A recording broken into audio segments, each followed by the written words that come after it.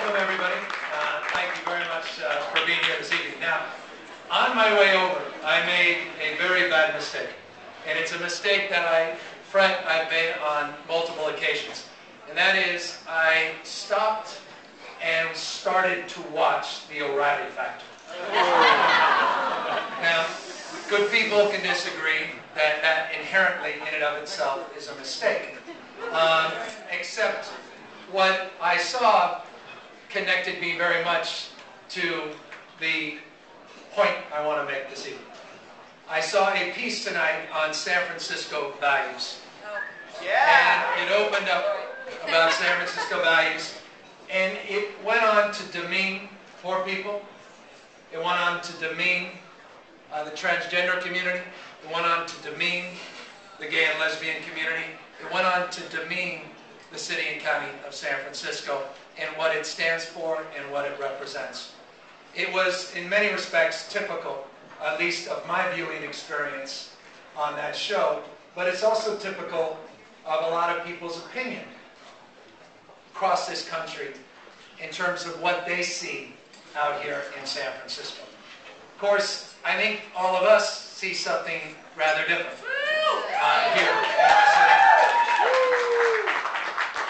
I think we see what we experience, and that is one of the most diverse cities in the most diverse region, in the most diverse state, in the world's most diverse democracy, where people are living together, advancing together, and in spite of macroeconomic challenges, increasingly prospering together across every conceivable difference.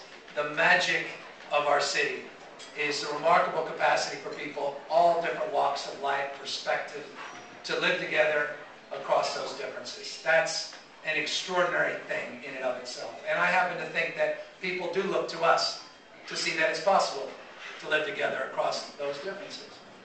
What we celebrate tonight is a book that celebrates the best inside of all of us.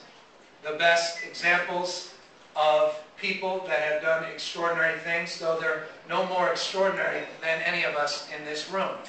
It's just that they have taken risks. They have tried to solve problems. They haven't just talked about the way the world should be. They've actually got out there and tried to make it so.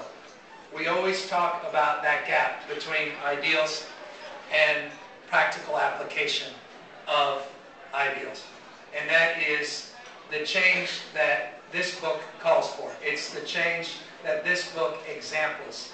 It's the inspiration, it's the aspirational components, it's the fact that people, again, from every conceivable walk of life, from every conceivable background, have reconciled their fate is connected to the fate of others. That we're all, as Dr. King said, bound together by a web of mutuality, that we're all in this together.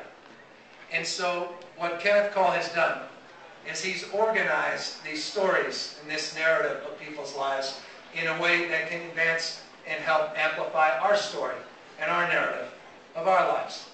He's given us concrete examples of not only what people have done, but what we can do and what we can ultimately become. It's actionable, and I guess that's the long-winded point I'm trying to make. It's actionable. Faith, as I said upstairs, and works. Actionable. Be part of that change you seek. Get engaged, get involved. It is not too difficult, and it is not too challenging. These stories will show you, by example, why. And so I'm just honored to be here. The bookend of my evening, this a much more favorable bookend to how it began on my way from City Hall. But I want to close by just thanking the inspiration for bringing us all together, and that is Kenneth Cole himself. There are so many business leaders that are now just coming around to be enlightened about social change and activism and social movements, that sometimes you almost think it's a little too forced, or they hired some team to say, you know, it really may help with the bottom line. That you don't always necessarily know if it's that real. There are a lot where it's very real. But one of the real inspirations for those that have done it for the right reasons was Kenneth a quarter of a century ago. People weren't getting out front on HIV and AIDS in the business community in this country. They were running away from that issue. They still, today, in many corners, run away from that issue. But Kenneth wasn't just satisfied then to get engaged in that issue and the issue of our time, that it continues to transcend our time.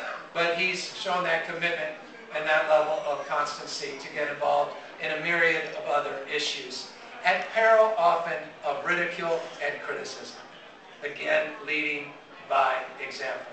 One of the biggest essays that's absent in here, though his mark is quite indelible as it weaves through the beginning, the middle, and end of this book, is his example and his living legacy. And for that, we celebrate and we thank